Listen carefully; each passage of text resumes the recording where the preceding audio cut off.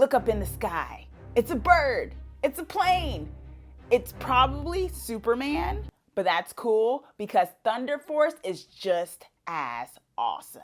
I do believe that Thunder Force is the feel-good superhero movie that the world needs right now.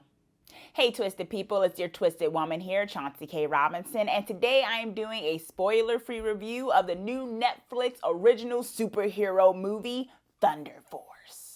In a world where supervillains are commonplace, two estranged childhood best friends, Lydia and Emily, reunite after Emily devises a treatment that gives them the power to protect their city.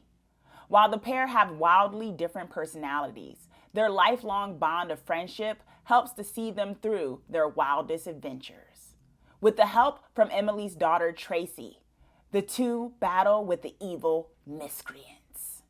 As you can probably tell from my enthusiasm thus far, I truly enjoyed Thunder Force. As someone who is into comic book movies and comic books and adaptations and superheroes and such, I think that given that this wasn't from like one of the major properties of Marvel and DC, that this was a great addition to the superhero genre. It definitely leans a lot more on the comedic side because you have Melissa McCarthy, of course, in there, and of course, Octavia Spencer holding her own as well. And it just is a film that has lovable characters and heart to it, along with the gags and the silliness that happens, and a really cool superhero lore going on there as well. This is definitely a comedy. I think it's equal parts comedy and superhero, although I think in a good amount of it, the comedy is always present, even in the most serious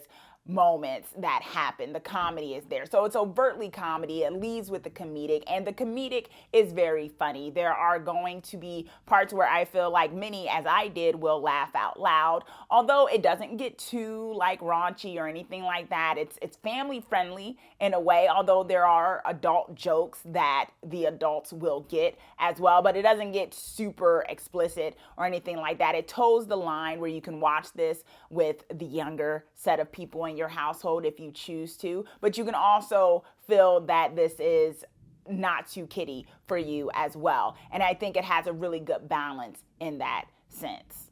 It's silly, it's outrageous, there's a lot of gags throughout, and if you love that kind of comedy, then you will enjoy this. Melissa McCarthy shines in terms of being the main comedic center of this movie, but Octavia Spencer definitely holds her own when it comes to kind of being the straight person, the straight man to Melissa McCarthy's character, because they have very different personalities, but they play off each other very well. They have a lot of good chemistry, and that is a huge part of this, because if the friends don't have that kind of chemistry, because all of this centers around their friendship, if you can't believe that they'd be friends, then that would give a lot less for this movie to work on. So it works very well. They have really great on-screen chemistry.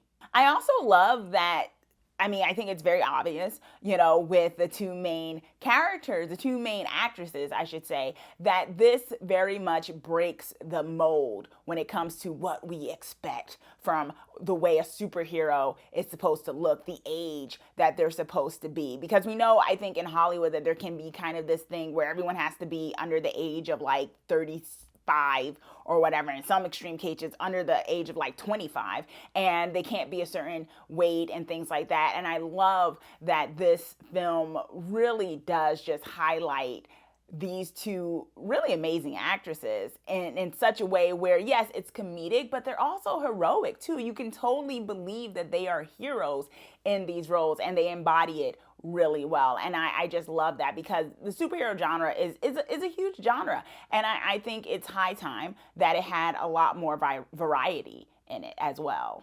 I also love that they use the KISS method in this when it comes to explaining superheroes and villains. It's not convoluted, it's not complicated. They use the KISS method, aka keep it simple, silly. It's a little skim on characters. There's not a lot of characters around. It's a rather, for being a superhero film, it's a small-ish cast. in that sense. Very big personalities, great characters, of course, but it's a smallish cast. It's not a superhero epic necessarily. It's a nice, simple, kind of contained superhero film. And I think that's fine for introductory. I think if they do choose to do another one, that it would be great. And if they could play on a little bit more of expanding the world that we find ourselves in when watching them. My final grade for Thunder Force is an A.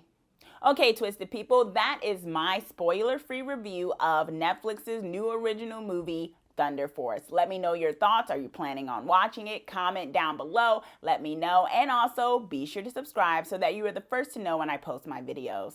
Thanks for slicing into this storytelling with me.